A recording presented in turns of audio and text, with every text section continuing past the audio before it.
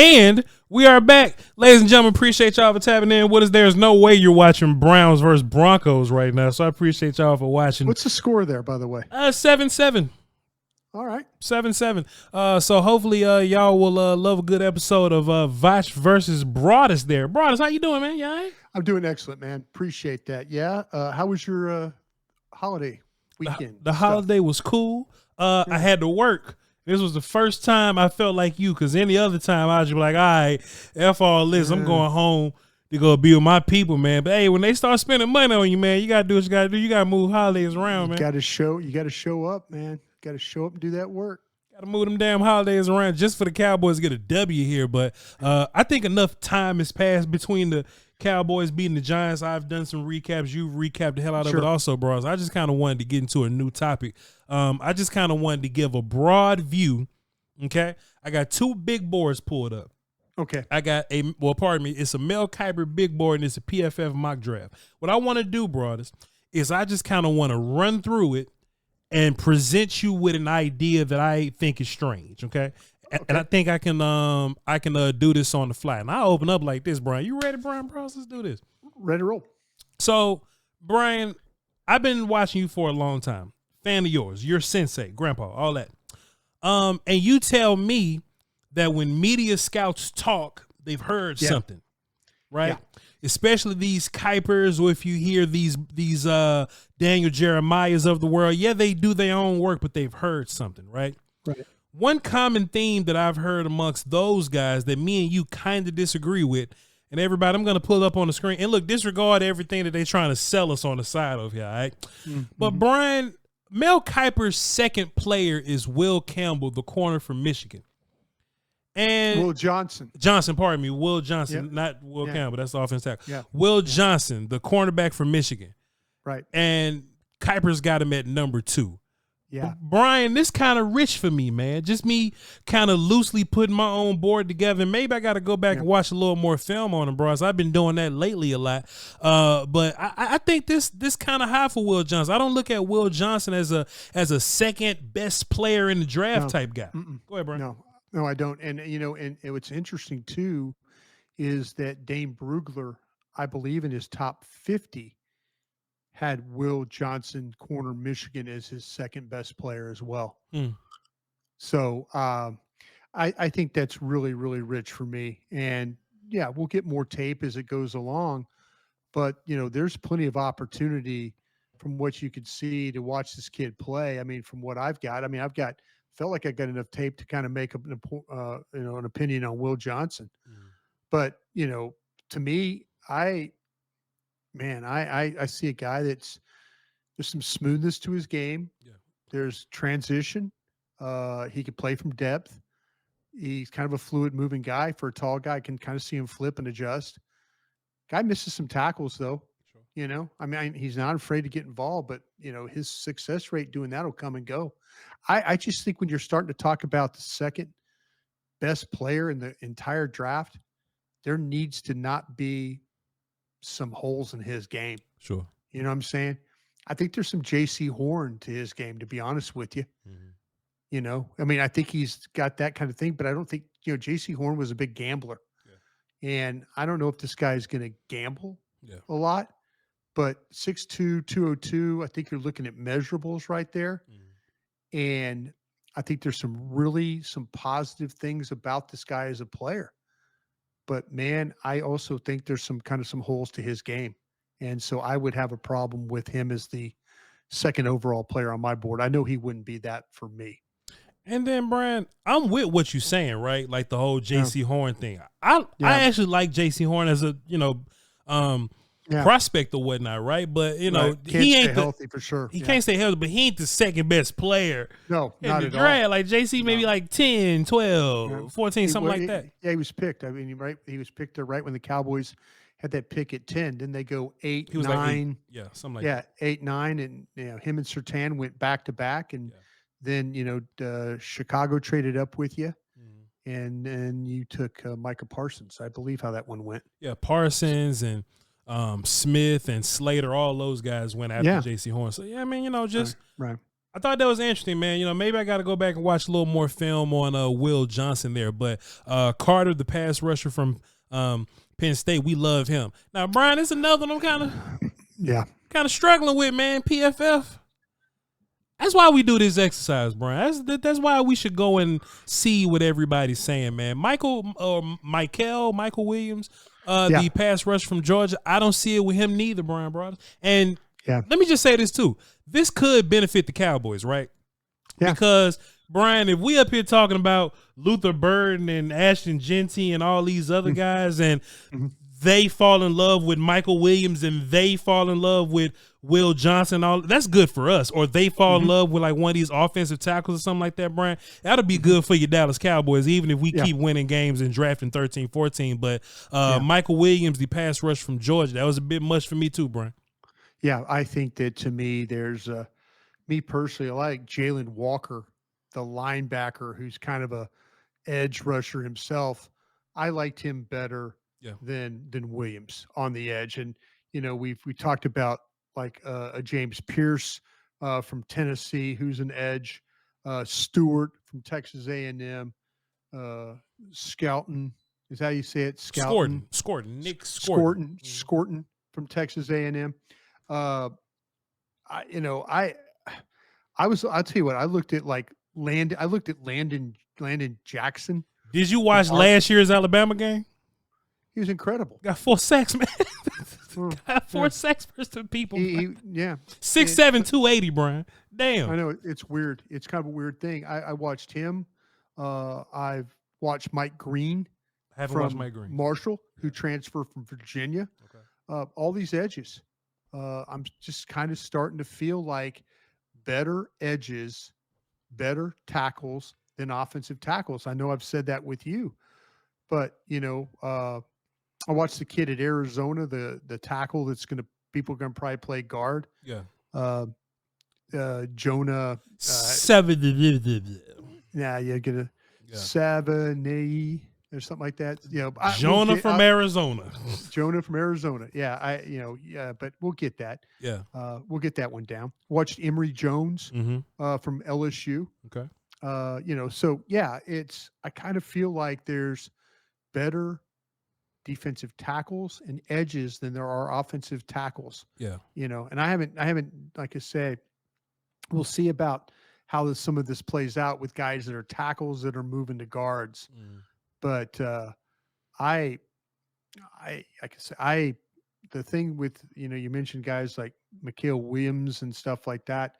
I think there's some guys that I might look at a little bit more like a Pierce, sure, guys like that. I don't know how many guys I would have better than him, but I don't think I would take him over some of these offensive linemen, maybe some of these receivers you might be there. Sure. We'll see about we'll see about the running back or running backs. If there's that kind of corners, there might be some of those guys, the safety. Yeah. I would probably take the Georgia safety over him. Starks. Yes, sir. Yeah. If it was up to me. Yeah. Yeah. Absolutely. I agree, Brian. I agree. I'm just not the biggest Michael Williams fan. And look, I even went back just to, look over my work, Brian. I'm not seeing it. Mason Graham, we like him. Kelvin Banks, I went back to watch Kelvin Banks. I really like Kelvin Banks a lot. Scored. Do you like him better? Do you like him better than Campbell? I like Banks. LSU? I like Banks better than Campbell, but Josh Simmons is my number one tackle. I think Josh Simmons is. I think if Josh Simmons isn't hurt, like I said, I was looking at all these tackles, and I kind of feel like they're all behind Will Campbell, LSU, Banks from Texas, Simmons. These guys. I kind of feel like those are the top guys, and then it starts to turn into Connerly from Oregon. Yeah. Our kid from Minnesota. Ursery, and then Emory Jones, who I watched from LSU, was another one. I think they're kind of all those guys are behind those top 3 tackles. Sure, 100%, Mr. Wolf. Jeanty is a 9 guy, which makes sense. Jalen Walker is 10. Hey, I don't hate nobody. You got some quarterbacks. I'm a fan of Jalen Walker from Georgia's outside linebacker. Yeah. I really like his game. Yeah. I like the explosiveness that he plays with. If he's like mostly doing pass rushy stuff, I'm cool with that. Yeah. But if they got him doing linebacker stuff, then he's going to kind of fall down a little bit for me. Look at Gotcha. these people off the damn. Who is these people? And then they got McMillan at 13, Brian. So this is what's interesting here, right? Because I want us to go ahead and lose these games and get it out of the way. And people are saying, well, Voch, some good players will fall to you, Voch. Some good players will be there. I don't see a world where McMillan's falling to 13. Or let me tell you this. Please. Let me tell you this about McMillan. Please. I started watching. Who was I watching? I was watching somebody. Probably Jonah. No, I was watching. Yeah, probably. You're right. That's right. I was watching the tackle from Arizona. You can't unsee him. And I can't tell you how many times McMillan made a damn play on a bad ball too. Yep. Like, okay, he is going to make me think about him, and if Travis Hunter is a receiver, yeah, that's that kid McMillan from Arizona. Yeah, he runs really good routes. Mm-hmm. He's got sneaky speed, long speed for sure. Yep. He catches everything in his hands. Everything. Mm-hmm. He can adjust. I mean, I could see if people were going to play Hunter at corner only, that McMillan would be the first receiver off the board. Yeah. And trust me, I love Burden from Missouri. Let me give you, the kid at Ohio State. The tackle? No, the wide receiver. Ibuke. Yeah, for sure. I got you. I got Egbuka. Egbuka. Yeah. Ebuka. I swear, guys, we're going to get all these names. We're going to get it right. We're going to get it right. We're going to get them all right. It's December. Let me give you another one. Evan Stewart at Oregon. Yeah. Is another kid. Here's a kid that Texas A&M by way of Oregon. He's 175 pounds. He's got some of that Addison. Remember with USC? Yes, sir. Went to Minnesota? Yes, sir. He's got some of that in his game. So what about Bonds, Texas? Have you watched him? I have not watched him yet. Okay. Yeah. But I will say this, man. There's some quality, but that McMillan. Yeah. Every time literally the ball is going to him, and he's playing on a team that wasn't very good this year, but was really kind of good last year. Sure. Before their coach left. Yeah. That guy, he catches everything. I tell you what, Brian. I normally have a hard time with the bigger receivers because they don't always separate all that well. Even when he doesn't, he's catching contested passes. Yes. Even if somebody's on his back, he can reach farther than where they are.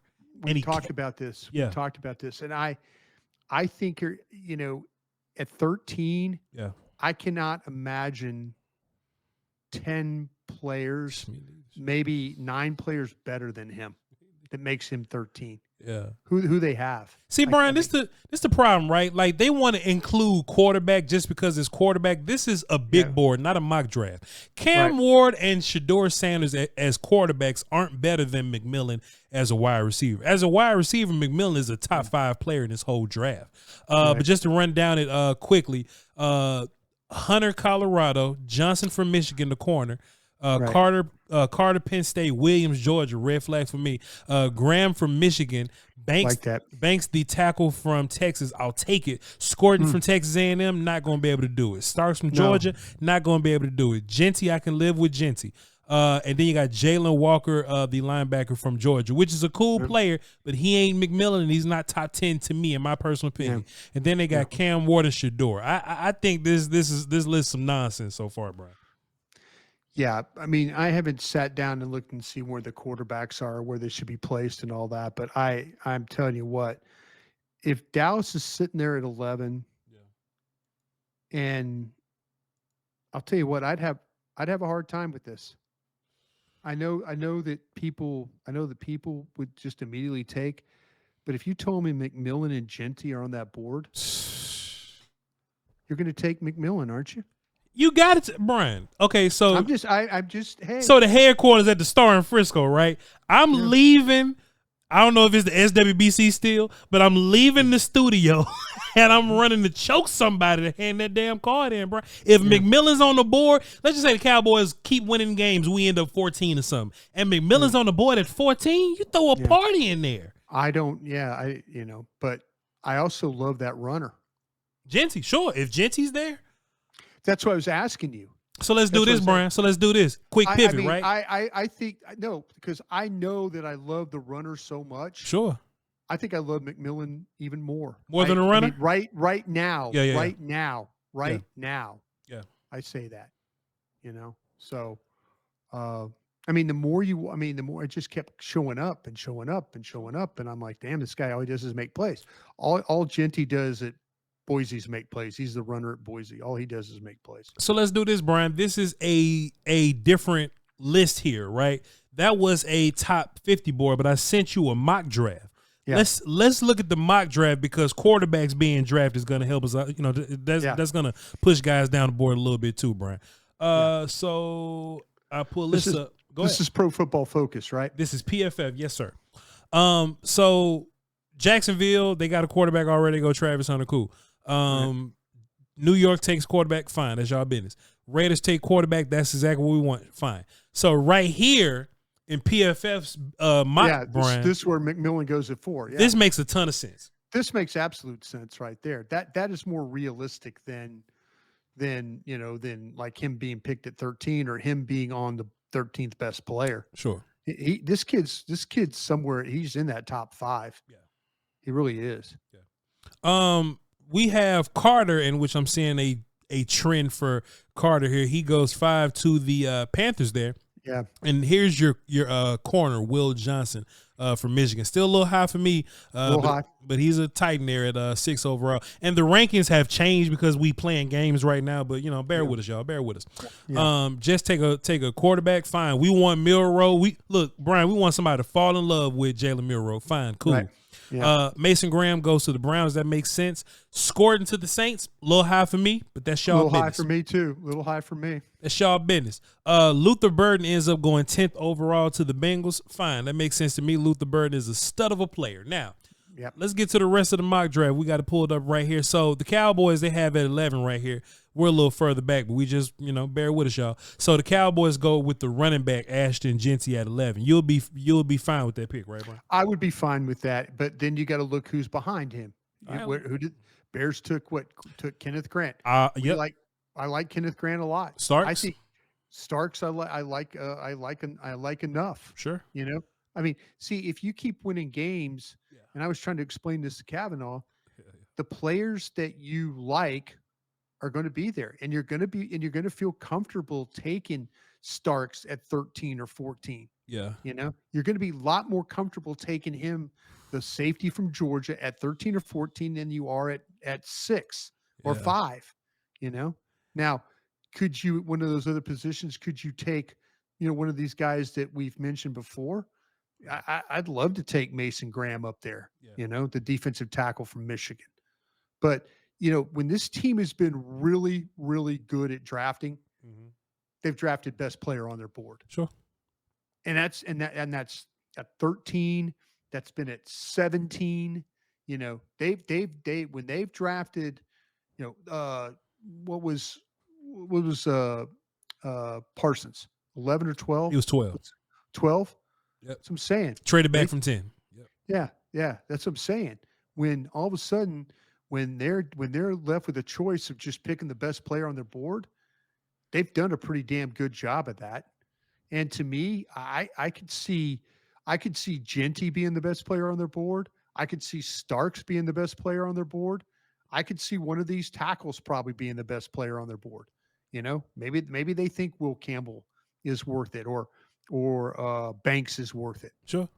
Now, Brian, that sounds good. And I love you and Jeff to pieces, right? So if Jalen Walker is the best player on your board, I wouldn't mind. But I want my best player on the board to be Jalen Walker. I want this kid to be the best player on the board. Yeah, Jalen Walker, though. You look at in the mock draft here, he went to Atlanta at 19. Yeah. But if you tell me that you tell me, and here's your guy, here's Josh Simmons, Yeah. offensive tackle going at 16. That's interesting, by You the know, way. Yeah. yeah, okay. If you took Josh Simmons at 11, I'd be damn happy about that. I'd be celebrating Josh Simmons. Yeah. Now, Brian, don't get me mistaken. If we get Josh Simmons at 16, I'm happy. But if we get Carter at 5, I'm taking me and you to Golden Corral, Brian. You see what I'm saying? So I do want to lose those games, but I can live with just staying competitive. I want to draft competitively. I want to still be 11, 12, 13, 14. What's the likelihood? The likelihood is they're going to potentially win 2 more games, right? The Carolina game. I think Carolina's a much better team than the Giants. Carolina's a much better. They're playing better with that quarterback's playing well for them. Mm-hmm. You know, that could be a game you could go there and mess around with your food and lose. Sure. You know, I think the Bengals going to score. Is playing better. Yeah, for sure. But you're looking at, you're probably not going to be favored against. I think the Commanders at the very end are probably playing for. They're probably playing for a playoff spot. Yeah. So they're going to play hard. I think the Eagles are playing. If you look at the Lions' schedule down the stretch, Buffalo, Green Bay, people like that, that Philadelphia's got a shot to get the number 1 seed. They're going to play hard against you at Week 17 game. Sure. You know, then you look at Tampa Bay. Tampa Bay might be playing to try and win the South. You know, you're really your best chance of winning games is this game coming up, maybe, and the Carolina game. Yeah. Other than that, you're probably pretty much,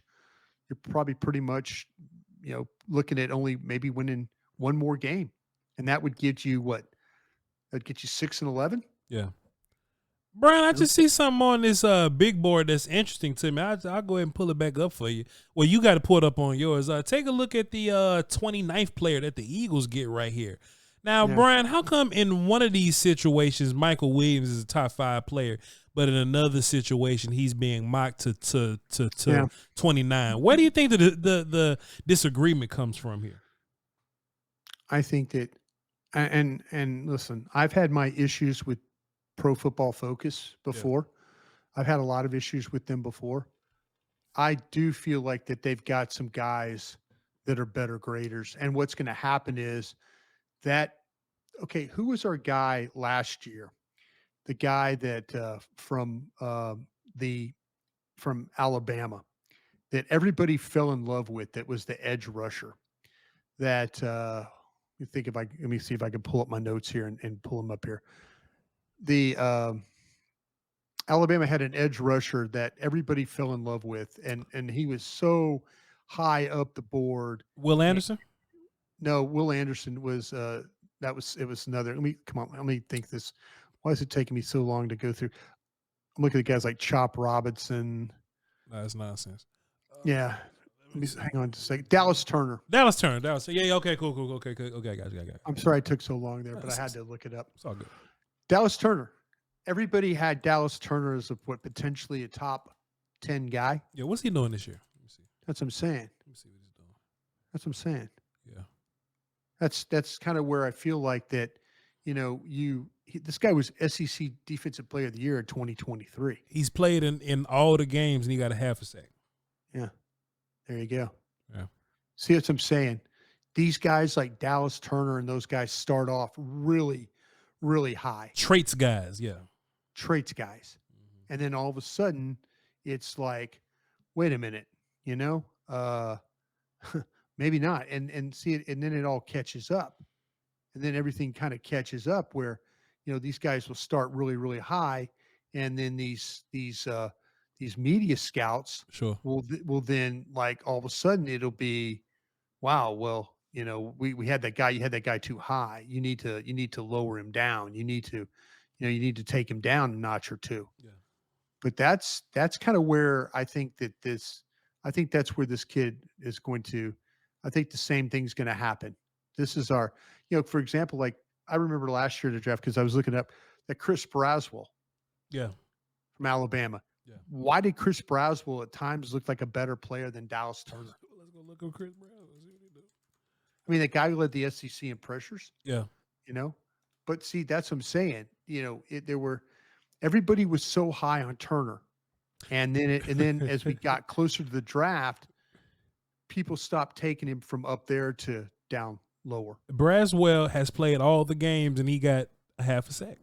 Yeah, but he got 3 more tackles than Dallas Turner though. Yeah.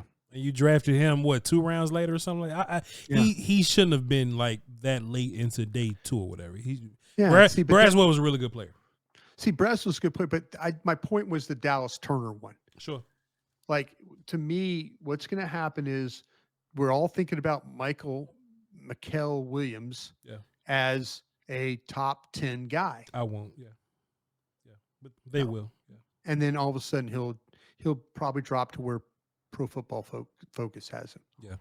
One last one. I'm gonna get you out of here, Brian. I'm just a grumpy old man tonight. But at 21, they got the Washington Football Wizards taking Ariante Ursary from Minnesota there as a first round guy. 21.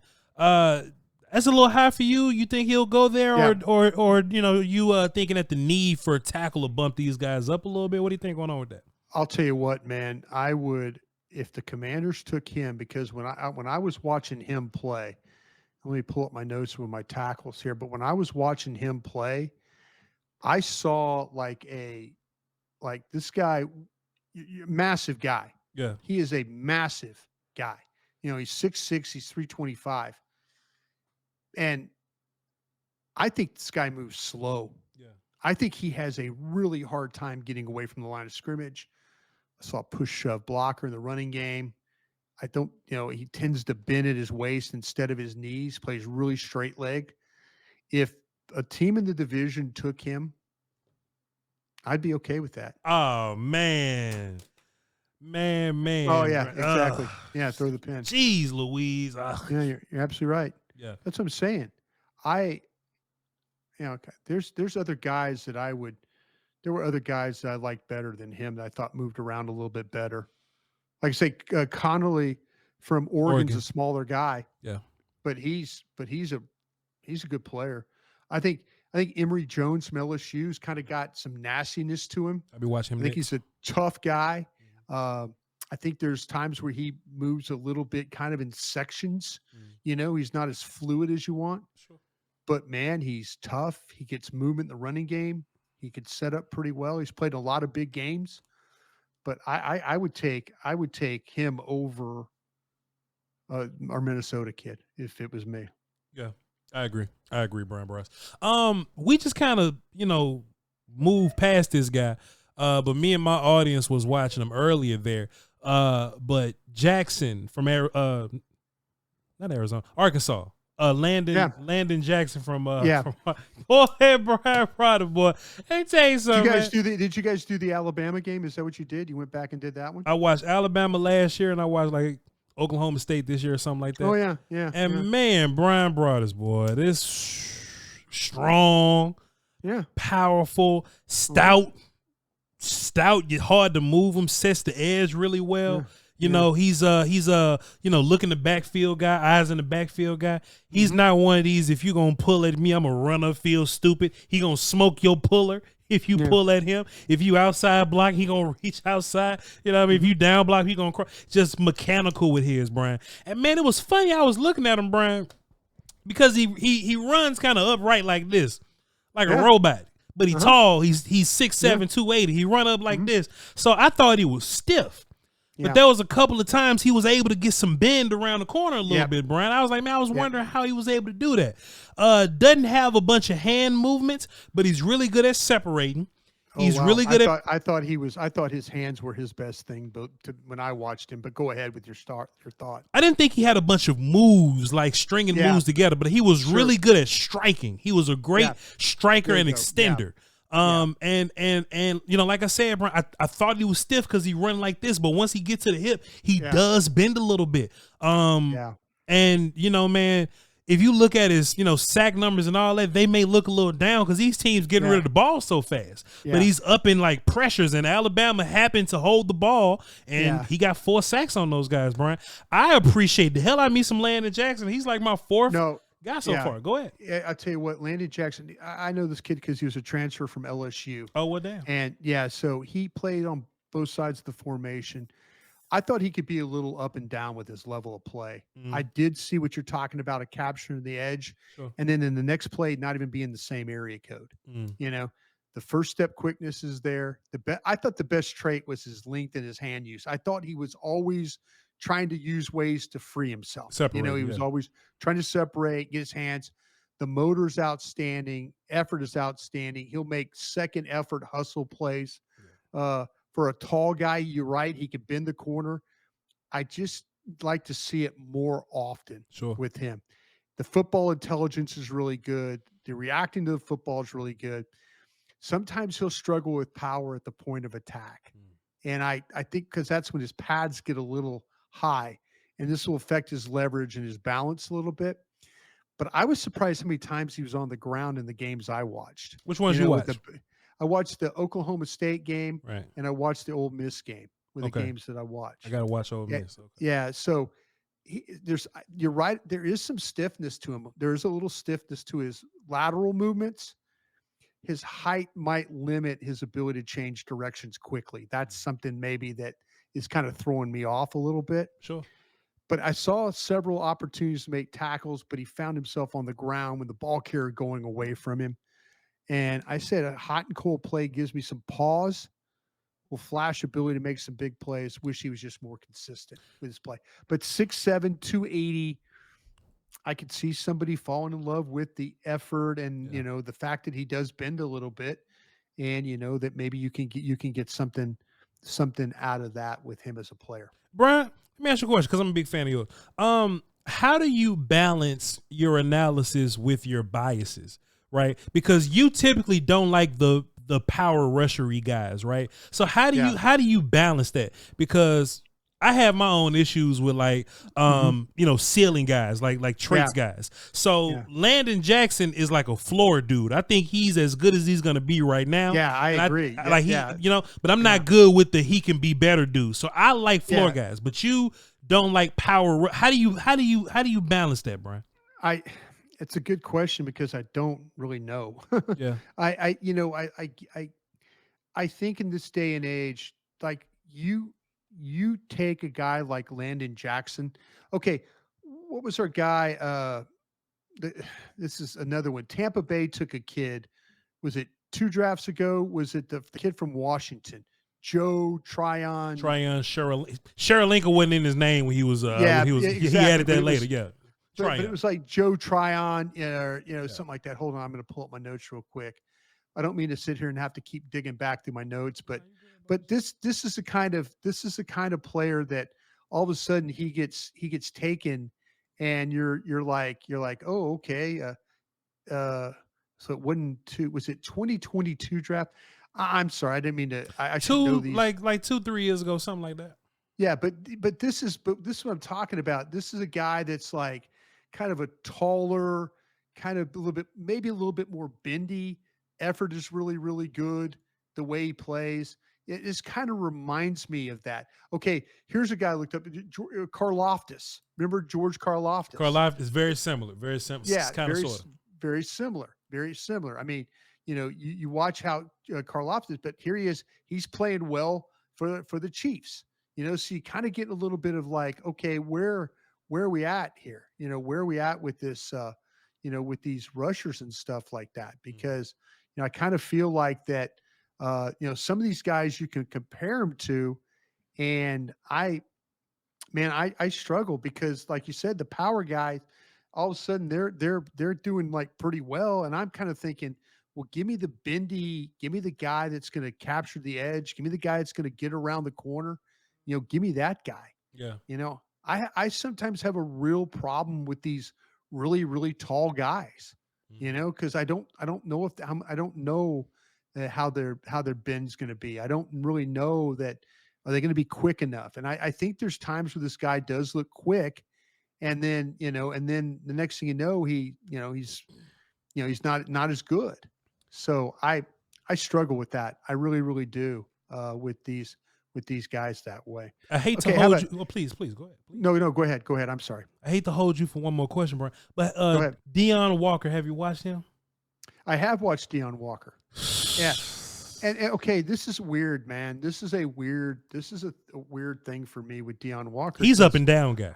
He is way up and down. He is way. I think he's lazy, Brian, and that's what's really like that terrifies me. I think he's super talented. I think he got all the skill in the world, but he doesn't know how to play football just yet. He doesn't know how to play D-line just yet, but he got powerful hands, like great athleticism, Brian. Yeah. And if I had to think, okay, if that dude just works on it and get better, he'll be fantastic. But he looks lazy. So I see him quitting on plays. He's very high, stands real tall. Sometimes he'll just stand around and he complains about holding. He does all he flails around. I'm like, man, just as a mentally, he's not really what I'm looking for, Brian, but you can see the skill in him. You can see the natural traits in him, Brian. But man, he was up and down for me. 6'6", 345 pounds. Okay. Yeah. And you're watching him play. And I had to go back. I didn't have a lot of Kentucky tape. So I went back and watched him play Georgia in 23, and I watched him play South Carolina this year. Yeah. And so this guy is massive in every sense of the word. And this is my notes on him. I said, rare length for the position, excellent power in the upper body, is a bully as a player, nothing pretty or fancy in the way he plays. Does his best to beat up an opponent across from each play. Is it a fist fight when facing him? He's improved on his motor from last season to this one. Okay. So last season, I didn't feel like, because I was watching the Georgia game, and I said there were snaps in the Georgia game where he just shut it down. Yeah. And you're right. I thought he was a really good run defender. When the ball comes his direction, he's likely going to make a stop, because I thought him getting rid of blockers. I saw him fighting double teams. If he struggles, it will be he plays too tall out of his stance. I mean, he could get moved because he gets really upright, and then blockers get in under him, and then they move him out of the way. But I thought he could play laterally. I thought he could change directions. I thought he had the hand use. I thought that's how he was going to be able to win. The power in his hands to knock blockers off balance. I think he was a force. Yeah. I said his technique could be all over the place, but his production at times isn't. And so I kind of like the violence that he was playing with. Sure. But man, like I said, you need to get him going like you're right. Is it going to happen every single play? That's a little scary when you look at these types of players. What player are you getting here? You know, what player are you getting? The guy that's going to play with violence and get after it like he did South Carolina, or are you going to get the guy that gets his ass kicked like he did against Georgia? Yeah. You know, me and my audience was we was watching him, Brian, and every now and then he'll have what I call mozzie feet. He'll just kind of come out of his stance but not move his feet at all. They'll just be playing. He'll just come out of his stance and just kind of stand around a little bit. And I'm just like, man, dog, I don't want to call nobody a waste, man. That's somebody's son. But man, you just can't be lazy. Like that's just and then the next play, man, he'll smack the hell out of a guard and they'll fly. And then they'll line him up at the edge. He'll stand up at 340 and rush. Yeah. Well, these types of players are scary. Yeah, that's a scary player because you get fired for that. It's one of those feast or famine picks. Yeah. You know, this guy, he could. Okay, somebody's going to clip this because I'm going to say it. David Irvin, right? No, these are players who are like sometimes coach killers. Oh yeah, okay. Because what happens is they save your job because they play great and you hit on them and you got them, or they don't play well. And then all of a sudden you've made a first round pick and they're not worth a damn. And then you get fired. Sure. So I'm just saying those are the type of players. I'm not saying this kid's a coach killer. What I'm saying is though, when you inconsistently play hot, cold, that's hard. That's a very hard thing to deal with. And that inconsistency right there would scare me drafting him. I couldn't do it, Brian. I couldn't in good faith do it. I would let somebody else deal with it. Very talented player. Let somebody else be your hero. Let somebody else be a hero. Yeah. Somebody in my chat asked me, they said, would I, like if he fell to a later round, would I then make an attempt? Like if he's a fourth round or something like that. Yeah, man. It's something like that for sure. Yeah. But man, a premium pick, somebody's gonna fall in love with those traits. But I think so many teams they're just gonna take them off the board because they're gonna see the mental makeup, and they're not even gonna want to fly with that. They're not gonna want to fly with that. Loafs and just complaining to the ref. Hold it, man. Get that man off of you. Don't just throw your hands up. See, the thing about it is, like I said, these guys that, the first round, you are doing everything in your power to pick the safest player on your board. Yeah. The player has to have talent. Don't get me wrong, but you're trying to minimize mistakes. And sometimes when you're picking, say your board stretches where it's 23 first round grades, player 24, 25, 26 is a second round grade, but it's still, but you're doing your damnedest to put the best, say 18 to 23 first round grades up on that board. Sure. And hopefully you get to pick one of those guys. Yeah. And then make it the safest. To me, I look at, and it's going to drive people nuts. I look at a guy like Jeanty, and he's the safest player on the board to me. He's a hit. He's a hit. But you know what the problem is? You're going to have him for 5 years. That's it. That is probably 5 to 7 years. That will be his max. Yeah. And if you can live with that, great. If you can't, but he will be one of the safest players on the board when it comes to ability, character.